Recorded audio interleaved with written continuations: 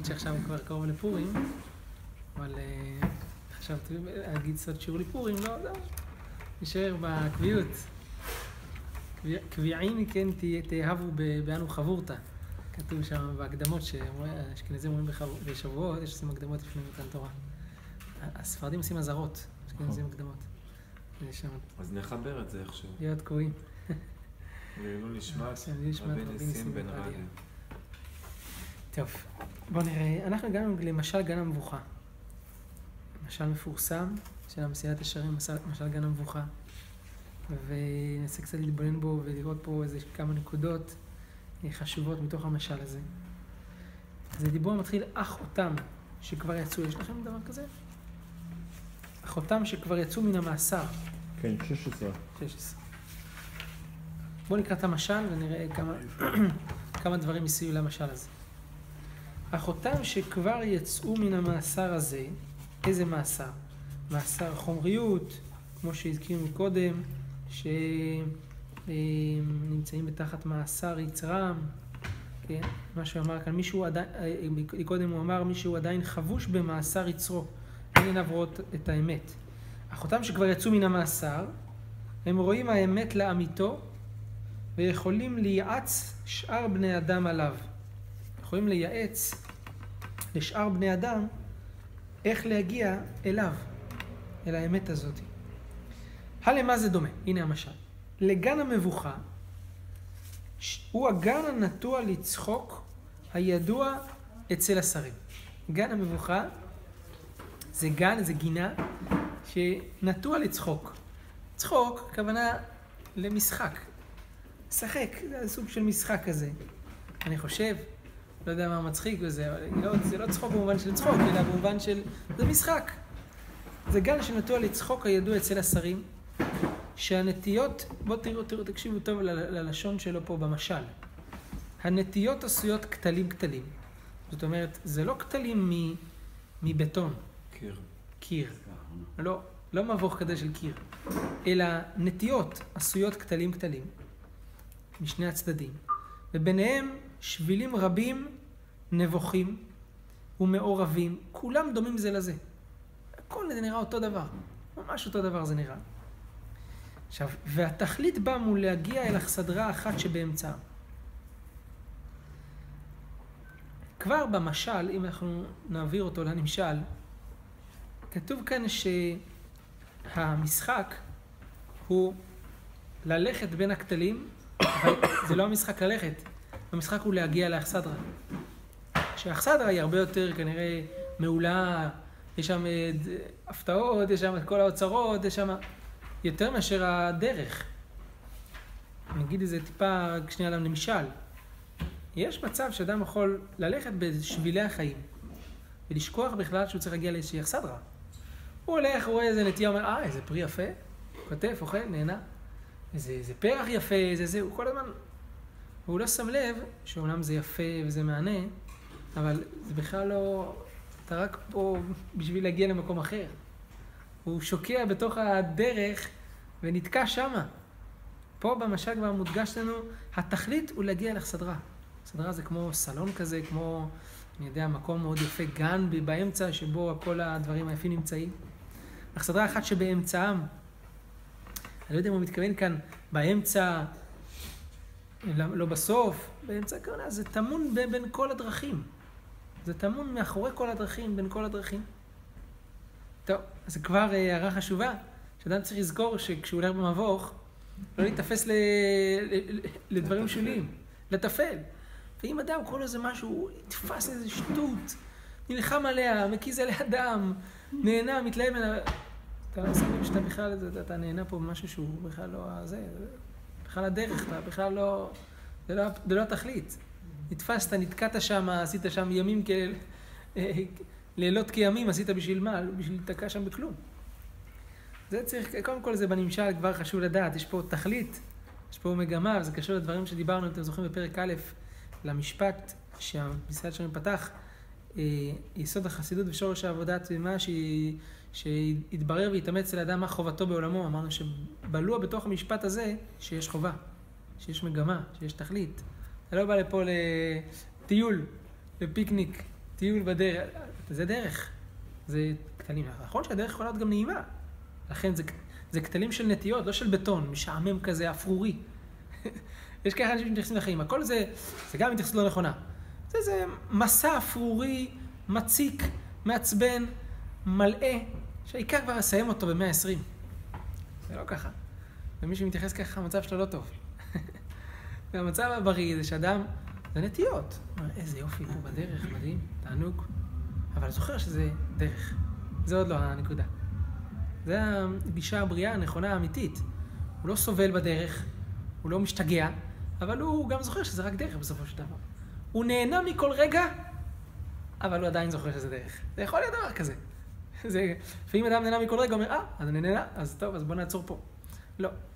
אתה נהנה, ואתה יודע שיש הנאה יותר גדולה ויותר משמעותית ויותר עיקרית, ויש לך סדרה. אז מצד אחד לא צריך ולא טוב ולא צריך גם לסבול בדרך, ומצד שני, למרות שאתה נהנה בדרך, אז אל תשכח שאתה בדרך לסדרה. זו נקודה מאוד חשובה. טוב. ואומנם השבילים האלה, מהם ישרים ומגיעים באמת אל האכסדרה. ומהם משגים את האדם ומרחיקים אותו ממנה. חלק מהשבילים, זה באמת השבילים הנכונים, שדרכם אתה יכול להגיע אל המקום הנכון. אבל חלק הם משגים. תראו, חלק הם לא רק, יש חלק שהם פשוט לא מגיעים. אם אתה מגיע לאיזה מקום, טק, נתקעת. טוב, אתה עושה כמו, אתה נכנס לרחוב ללא מוצא.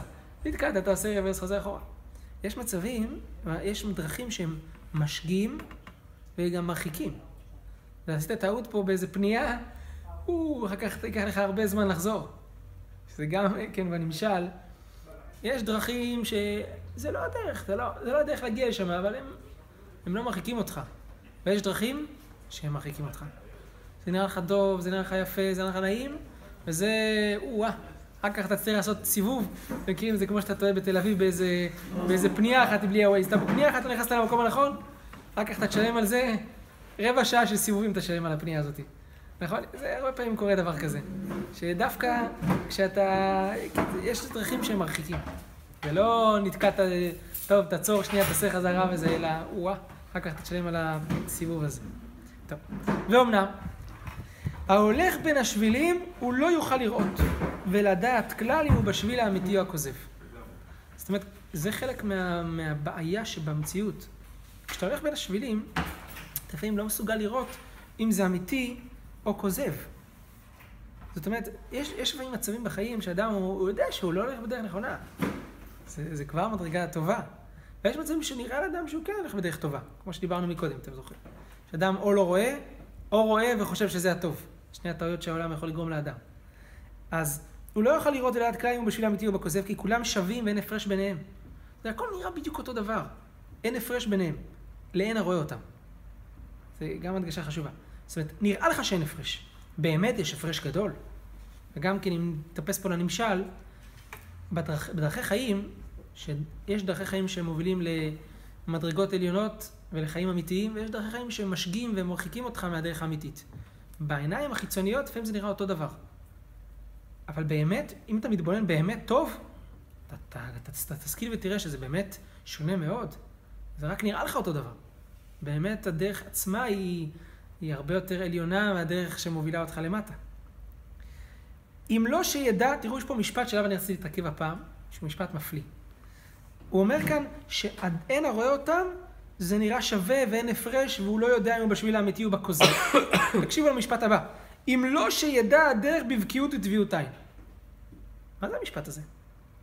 מה, יש מישהו שהוא מכיר את הדרך בעולם הזה, בבקיאות וטביעות עין לעולם הבא? מה הכוונה? מה הוא מתכוון כאן? גלגול נשמות? בן אדם שעשה סיבוב אחד והוא כבר אומר, תשמע, אני מכיר פה את כל המבוך, אני כבר אספר לך. מה זה? יש דבר כזה? של אדם שהוא מכיר, יודע את הדרך בבקיאות וטביעות עין, זאת אומרת, של אדם שהוא כבר ביקר פה, הוא כבר טעה פה, הוא כבר נפל פה בזה. אז זה מוזר. מה המשמעות של הדבר הזה? אני רוצה להגיד שתי כיוונים, שתי משמעויות. קודם כל, יש מצבים בחיים, ואני אקח את זה לנמשל, שכבר אדם מתברבר. כבר הלך לאיבוד באיזה מקום, אומר לעצמו, אני מכיר טוב את המקום הזה, כבר התברברתי פה, את כל הסמטאות אני מכיר פה, אני יודע, פה אסור להיות, פה זה לא המקום הנכון, מבחינה נפשית. אדם אומר, הייתי כבר פה וראיתי את הדבר הזה ואת זה ואת זה, לא, שם אני לא רוצה להיות. כבר יודע איפה הוא לא רוצה.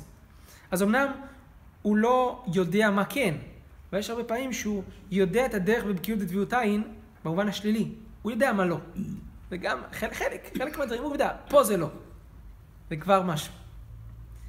אבל צריך לגוע פה בעוד נקודה, שהיא גם אני חושב כלולה בתוך דברי הרמח"ל כאן. מה שהוא אומר כאן, אם לא שידע הדרך בבקיאות ותביעות עין.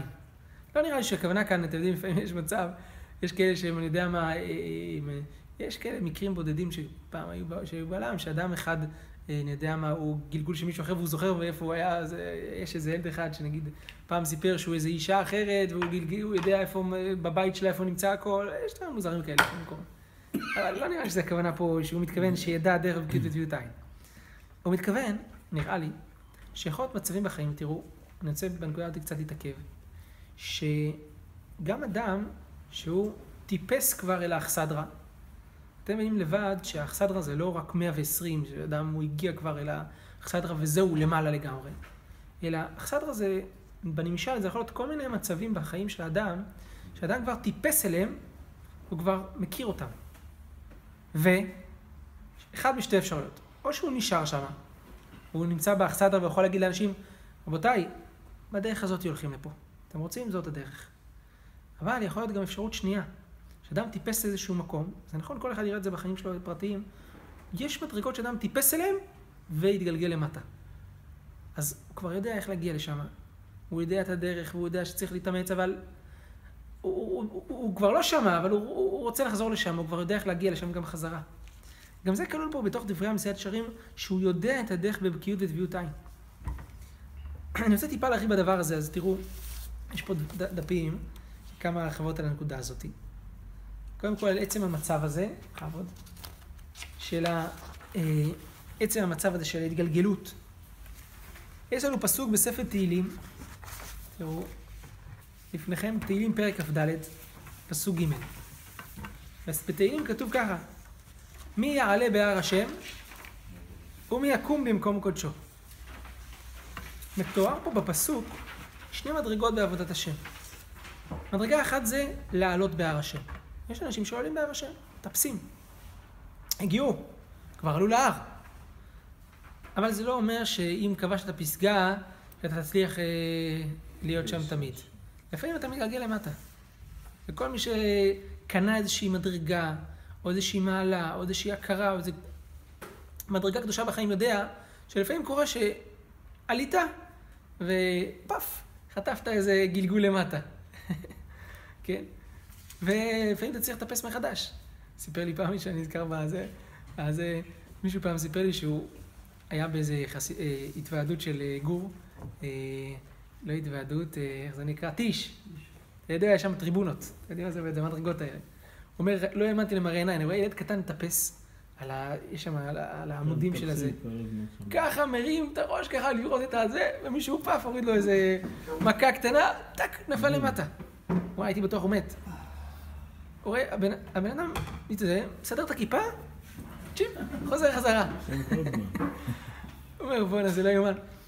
זה יכול להיות דברים כאלה, שבן אדם הוא טיפס, כאילו, טיפס, הגיע, והתגלגל. לפעמים זה התגלגלות קטנה, לפעמים זה התגלגלות עד למטה, לפעמים.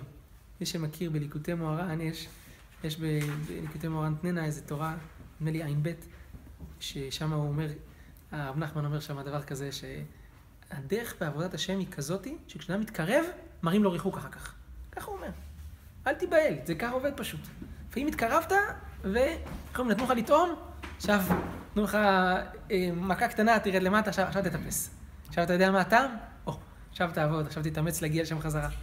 מדהים, ככה זה עובד בעבודת השם. הוא כל מיני דרכים שאתה מתאפס לכל מיני מדרגות, כל מי שעליו, כל איזה מידה שאדם קנה, והוא יכול להתגלגל ממנה חזרה. זה ביקור בעל הבית, ככה עושים טוב, ראית בדיוק איפה כל זה עכשיו. כן, עכשיו תתחיל לעבוד חזרה כדי להיות שם באמת. זה מי יעלה בהר השם. זה כבר מדרגה, לעלות, לטפס. יש מדרגה שנייה, הוא מי יקום במקום קודשו. לקום זה להתייצב שם, להיות שם. אז יש כאלה שמגיעים לאכסדרה, ויש כאלה שמתגלגלים חזרה מאכסדרה אל תוך השבילים, ויש כאלה שהם נשארים שם. תראו, אבן עזרא אומר מי יקום, הטעם לדור בו. אבן עזרא, כשתמיד שומע את המילה הטעם, פירוש המילה שווה הכוונה. הטעם זה הכוונה באבן עזרא, תמיד תשימו לב. ומי יקום הכוונה לדור בו. מי יעלה בהר השם? יש כאלה שעולים. זה הר, צריך לטפס חזק. אבל לפעמים, בשביל לדור שם, לצריך זה יותר קשה. זה מי יקום במקום קודשו. גם, אני רוצה רק בשתי מילים רק להראות איך באמת הרב וחכמים ככה מתייחסים לפסוק הזה. יש לנו דין בהלכות תפילה. אתם יודעים שהמתפלל צריך שיכוון רגליו. הכוונה שהרגל שלו תהיה צמודה. למה? מלאכים.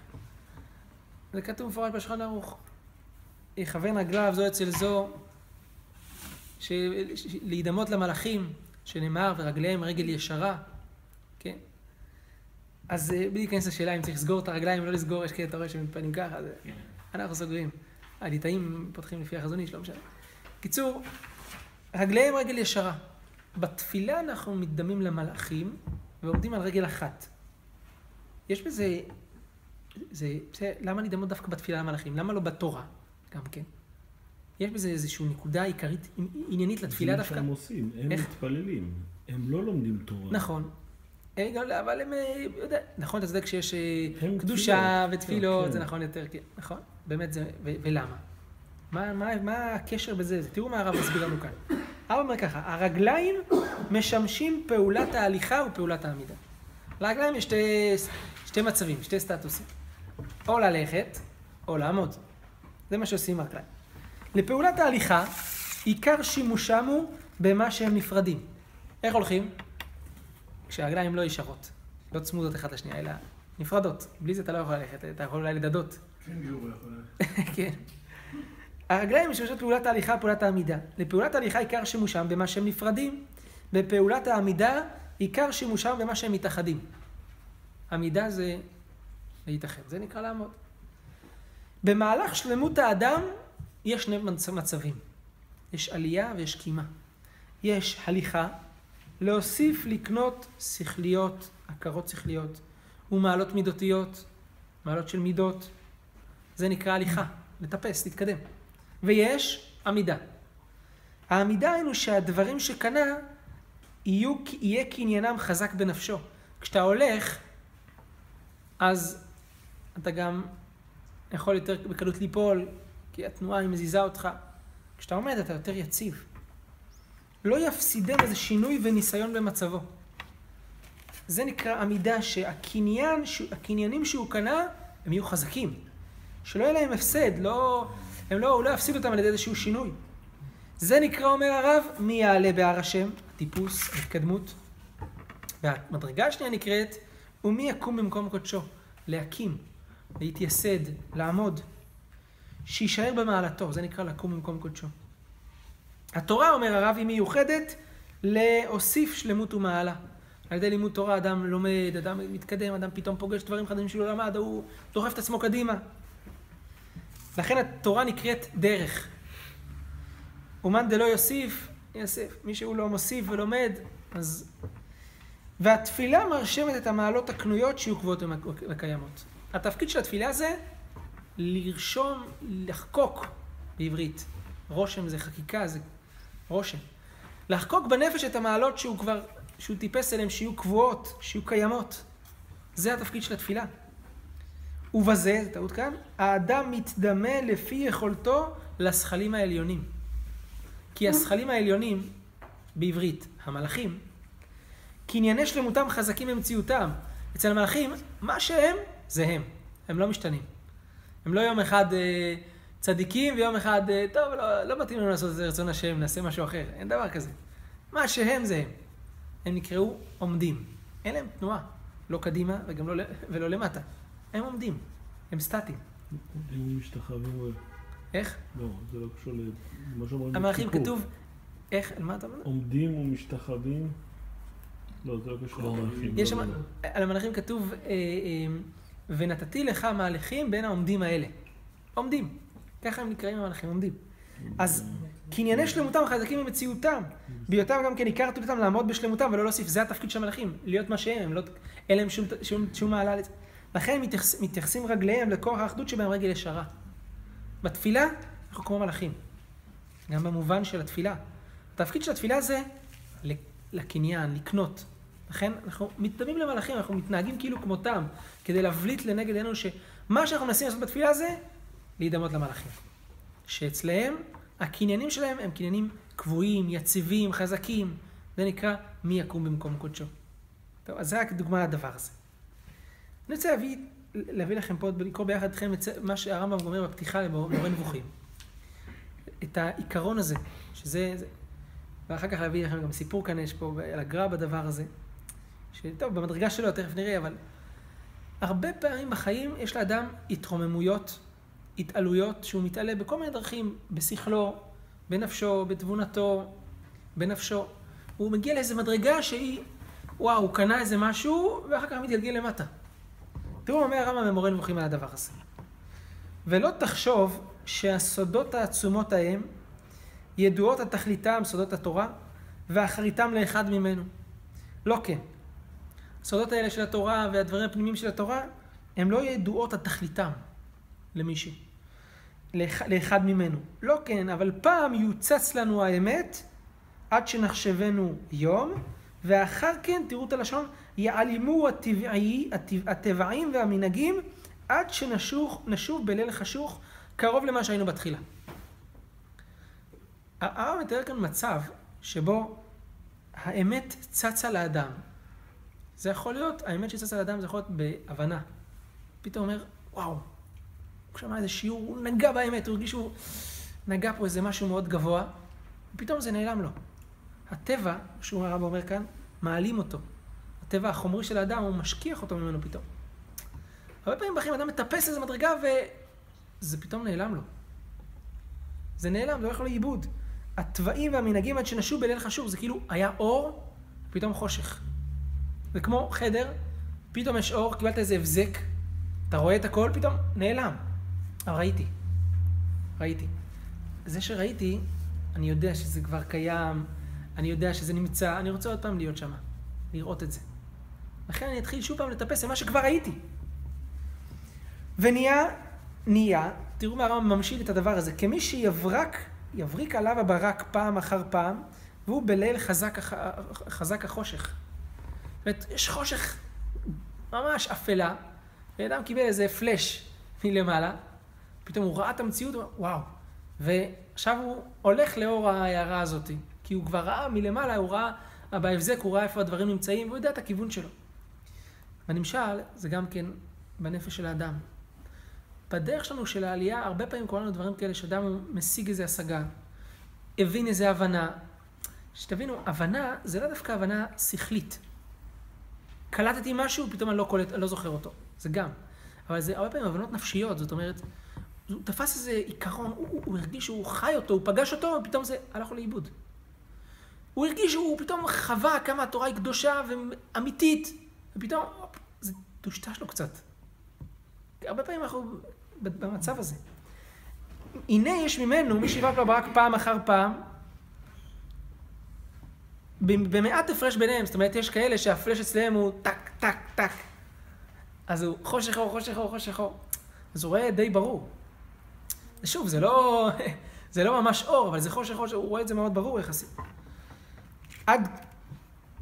עד שהוא כאילו באור תדיר, לא יסור, וישוב הלילה אצלו כיום, כי יש לו כל כך הרבה הערות, אז הוא כל הזמן רואה. וזאת היא מדרגת גדול הנביאים. משה רבנו אשר נאמר לו, ואתה פה עמוד עמדי. הוא רואה את המציאות באור כל הזמן. אין לו חושך, הוא תמיד עומד עמדי. עם הקדוש ברוך הוא תמיד עומד עם הקדושה, עם הטהרה, הוא תמיד רואה את המציאות במובן הכי עמוק שלה, הכי פנימי שלה, באכסדרה למעלה. זה משה רבנו. ונאמר בו כי קרן אור פניו. הפנים שלו מלאים באור. הוא רואה, יש לו פרוז'קטור פנימי, שהוא רואה את המציאות מבפנים. יש מי שיהיה לו בין ברק וברק הפרש רב. הוא רואה הבזק, פתאום חושך גדול, לא רואה כלום, במשך כל כך הרבה זמן. ועם מדרגת רוב הנביאים, יש לו הערה, חושך, הערה, חושך. זה מדרגת רוב הנביאים. ומהם מי שיבריק לו פעם אחת בלילו כולו. פעם אחת בלילה היה לו הברקה. רגע. ואם מדרגת מי שנאמר בהם ויתנבאו ולא יספו, זאת אומרת, נבואה אחת ולא יספו. הוא מפרש כאן ולא פסקו, יש בזה מחלוקת בגמרא, יש אומרים שלא פסק, ויש אומרים שלא, סליחה, הוא מפרש לא הוסיף. יש מי מפרש בגמרא לא פסק, ולא יסף, הכוונה לא פסק. כמו כל גדול ולא יסף, לא פסק. יש שתי משמעות למילה הזאת, יספו או לא פסקו, או לא הוסיף. פעם אחת וזהו. אז ולא יספו הוא מפרש ולא הוסיפו. ומהם מי שיהיה בין בריקה לבריקה הפרשים רבים או מעטים.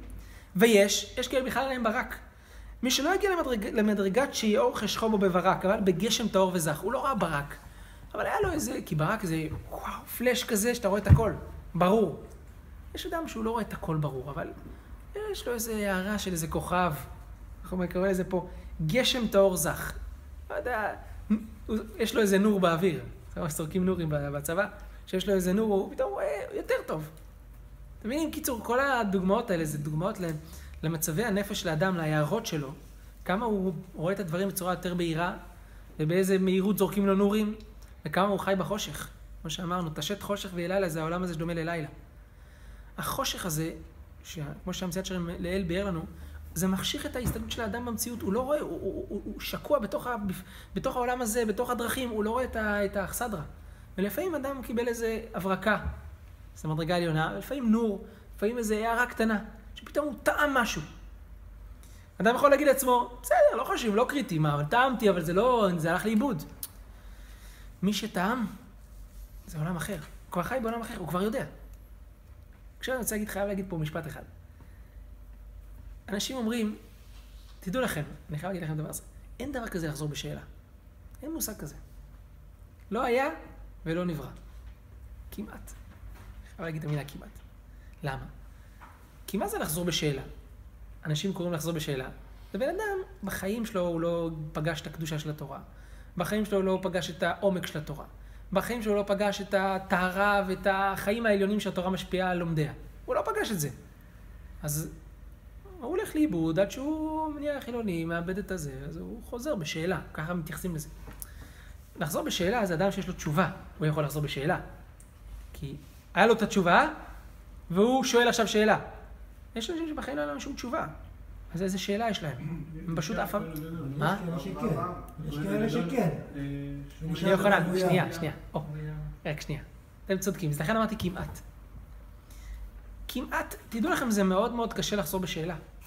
במובן האמיתי של המושג לחזור בשאלה. כי מי שראה ראית את הקיר. תעצום את העיניים עכשיו, יגידו לך לא אין קיר.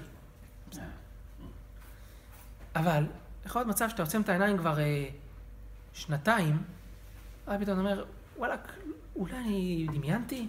אולי לא היה דבר כזה? אז אתה מתחיל... בן אדם שפוגש מפגש חי, את הקדושה של התורה, את הטהרה, את האמונה, אין דבר כזה. מה זה? גם אם עכשיו הוא בחושך, הוא יודע בוודאות, זה קיים. בואו תשכנע אותי, אי אפשר.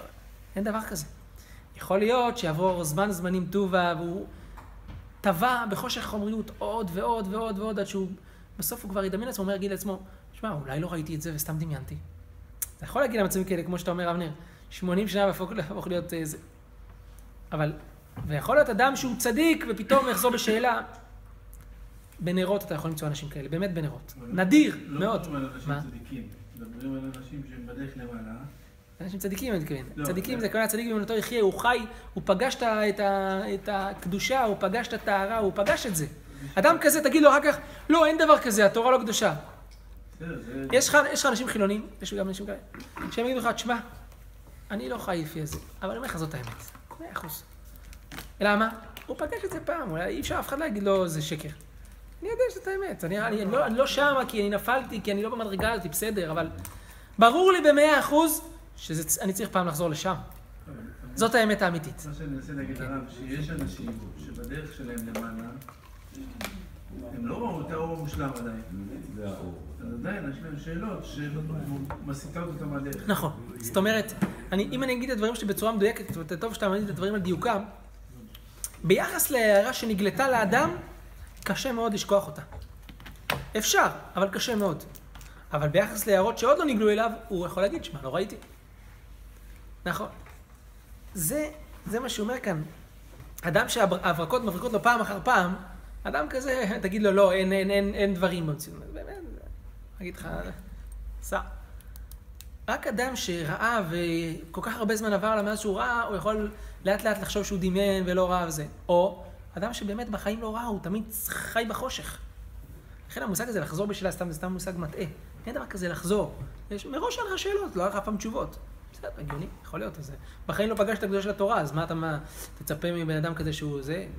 שהוא פגש משהו לא אמיתי. או שהוא פגש משהו שהוא לא אמיתי, והוא לא באמת, הוא לא ראה שום דבר, הוא לא פגש את המציאות כמו שהיא. בלי בסיס. בלי באמת לראות. אבל מי שראה, איך אומרים מה זה? השוק ולא מצא. כי כל השנים האלו היה באיזה סטטוס מסוים. כן, אז הוא לא הוא חווה. מתפלל וזה, אבל הוא לא חווה את זה באמת. הוא לא פגש את זה באמת, אלא הוא התנהל. מה הוא לא פגש? מה? מה הוא לא פגש? את ה... 20 שנה בישיבה, הוא לא מדבר במילה עברית, כל החיים שלו דיבר יידיש. אני לא צוחק. כל החיים הוא 20 שנה, דיבר יידיש, לא דיבר מילה בעברית. אחרי 20 שנה, הוריד את הפיות שהיה לו עד לרצפה. גם אנשים כאלה... הוריד את הכל, וחזרתי בשאלה, והוא נהיה... רשע מרושע. גם גם אנשים כאלה, תדע לך אלי, גם אנשים כאלה שלמדו גם 20 שנה בישיבה, יכול להיות... אתה יודע איך אומרים בישיבות, אומרים בבדיחותא, אומרים, גם אם תשים חמור ליד סטנדר 10 שנים, הוא יהיה בשיעור י'. וכאילו, זה שבן אדם יושב בישיבה, לא בהכרח שהוא פוגש את זה. יכול להיות שאדם הוא... אני לא אומר, יכול להיות שאנשים למדו, וזה... גם אנשים שלמדו, יכול להיות שהם לא למדו בצורה שהיא תקדש אותם ותביא אותם למקומות הפנימיים האלה. יכול להיות. יכול להיות, גם דבר כזה יכול להיות. ויכול להיות שאדם היה בישיבה גם 20 שנה וגם 30 שנה, והוא לא עשה כלום שם. גם יכול להיות. יש גם אנשים כאלה, לכן זה שאדם היה כמות זמן, זה לא אומר כלום. באמת. זה לא בהכרח אומר משהו. אבל שוב, יכול להיות מצבים שבהם אדם כן היה צדיק וקדוש והרגיש משהו ופגש וחווה והידרדר ונפל. ואז, אחד מהשתיים, בדרך כלל המצב יהיה, הוא יודע, אני לא נמצא במקום הנכון. הוא מרגיש, הוא יודע את זה בעצמו, כי הוא יודע איפה המקום הנכון. אבל אין לי כוח לטפס ואני לא ממצא את העוז ואת הגבורה לחזור בעצמי. או שמרוב חושך ומרוב, הוא כבר שוכח שהוא היה שם. גם יכול להיות דברים כאלה. הוא פשוט שוכח. כמו שאני, בדיוק כמו במשל שאמרתי לכם, שאדם ראה משהו, עכשיו ראה בן אדם נגיד, לא ראה אותו כבר 20 שנה, הוא יכול להיות שלא דמיינתי אותו, אולי לא ראיתי אותו, אולי דמיינתי. יכול להיות. אתה מבין, זה יכול לקרות, אבל זה רחוק מאוד שיקרה דבר כזה בבן אדם שבאמת, זה מה שהוא אומר כאן הרמב"ם, מי שיבריק, אפילו לא אומר גשם טהור וזך, או כיוצא בו מן האבנים וזולתם, אשר יאירו במחשכי הלילה, ואפילו האור הקטן אשר יזריח אליו גם כן אינו תדיר, יש כאלה הערה קטנטנה ולא תדירה, אבל יציץ ויעלם כאילו להט החרב המתהפכת. זה, תראו איך הרמב"ם משתמש פה בלשון, להט החרב המתהפכת. חרב יש לה להט, איזה הערה כזאת, הופ, ראית והתהפך, אתה לא רואה את זה פתאום. כמו שחרב שמסתובבת, אם אתה חוטף את הסנבור שנייה, ראית את זה, הופ, נעלם לך. ברח לך מים. זה עם שני נעילה ושני הצדדים. חרב פיפיות. כן, שהיא מאוד מבליטה את השמש או משהו כזה, כן, מה אתה אומר? זה באמת הלאו חרב מתהפכת שבראשית. זה ככה מפרש. זה המובן של הדבר הזה של השגות כאלה שהם פגשת והם ברחו לך. האדם הראשון היה במדרגה מסוימת והידרדר ונפל משם. כאילו זה מכוון. הכוונה הזאת. כאילו לפי זה מכוון. כן.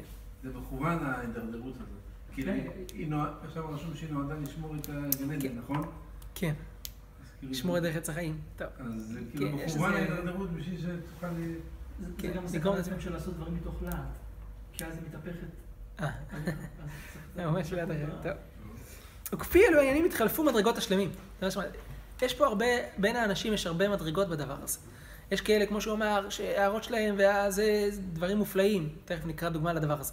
יש כאלה, טיפה הערה, קצת, לפעמים, פעמים בודדות ורחוקות. והם אשר נאמר, יש כאלה, אבל אומר, אמנם אשר לא ראו אור כלל, יש כאלה שבכלל בחיים לא ראו את האור. אפילו יום אחד, אפילו טיפת אור. אבל הם בלילה יגששו, והם אשר נאמר בהם לא ידעו ולא יבינו, בחשיכה יתהלכו. אלה שמקודם הממציאת שר אמר, שעליהם נאמר תשת חושך ויהי לילה. זה העולם הזה שדומה ללילה, וזה שהרשעים הם רואים את העולם הזה רק חשוך, זה מה שהם רואים. נעלם מהם האמת כולו עם חוזק הראותו, למרות שהוא כל כך חזק, כל כך מבהיק, הם לא פגשו את זה בחיים. כמו שנאמר, ואתה לא ראו אור בעיר ובשחקים, ואין המון העם, אין מבוא לזכרם, הנה בזה המאמר. הרמב"ם אומר כאן דברים חריפים.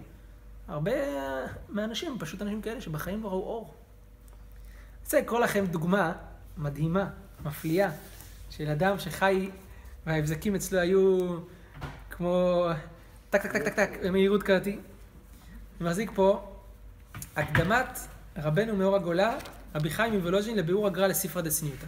ספרא דצניותא זה ספר קבלה, ספר נסתר, ועל הגר"א יש פירוש של ספרא דצניותא. יש כאן הקדמה של רב חיים לפירוש של הגר"א. רב חיים היה התלמיד המובהק של הגר"א, גדול התלמידים שלו, והוא כותב פה בהקדמה דברים מופלאים, סיפורים על השקידה ועל החוכמה ועל הגאונות ועל הקדושה ומה שאתם רוצים של הגר"א. הוא אומר כך, תקשיבו לסיפור הבא. פעם אחת מדי דברי עמו בעניין התפילה. רב חיים מספר, דיברתי עם הגר"א על התפילה משהו. אמר לי, סיפר לו הגר"א ככה, פעם אחת הראוני מן השמיים גודל עניין התפילה.